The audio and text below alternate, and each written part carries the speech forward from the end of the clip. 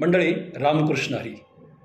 स्वातंत्र्य, समता आणि बंधुभाव ही मूल्य आपल्याला संत साहित्यामध्ये आढळतात. किंबहुना संतांनी ही मूल्य रुजवण्याचा समाजामध्ये प्रयत्न केलेला होता. एका ठिकाणी संत तुकाराम महाराज असं म्हणतात, सकळासी येथे आहे अधिकार, कलियुगी उद्धार हरीच्या नामे.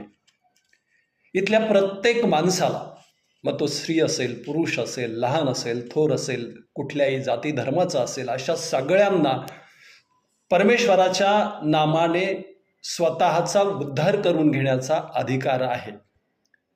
संत तुकाराम महाराजांच्या या अभंगात स्वातंत्र्य या मूल्याचा विचार अभिप्रेत होतो. आपल्या दुसऱ्या एका अभंगामध्ये ते सांगतात, ते समता या मूल्याविषयी अतिशय सुंदरपणे त्यांनी समता हे मूल्य आपल्या या अभंगामध्ये मांडलेलं आहे. ते म्हणतात, यारे यारे लहान थोर, याती भलती नारी नर, यारे यारे लहान थोर.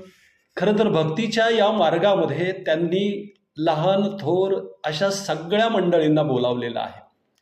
इथे समाजातील लहान थोर सर्व जाती धर्मातील लोकांबद्दल संत तुकाराम महाराजांनी समतेविषयीची कळकळ कशी व्यक्त केली ते आपल्याला जाणवतं. तर माऊली संत ज्ञानेश्वर महाराज एके ठिकाणी असं म्हणतात, भूतान परस्परे मैत्री जडो जीवाची या. खरं तर असं म्हणून अखिल विश्वातील प्राणीमात्रांविषयी असलेली बंधुता माऊलींनी आपल्या पसायदानातून व्यक्त केलेली आहे. माणूस हा माणसासारखा घडावा यासाठी संत साहित्य कायमच आग्रही आहे.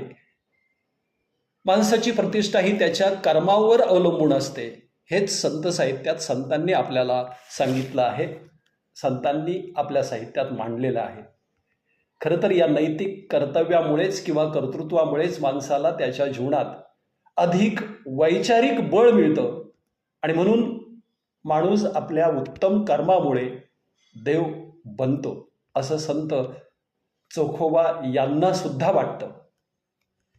संत तुकडोजी महाराज तर परमेश्वराकडं मागणं मागतात, या भारतात बंधुभाव नित्य वसुदे, देवरची असादे, देवरची असादे, हे सर्व पंथ संप्रदाय एक दिसू दे, देवरची असादे, मग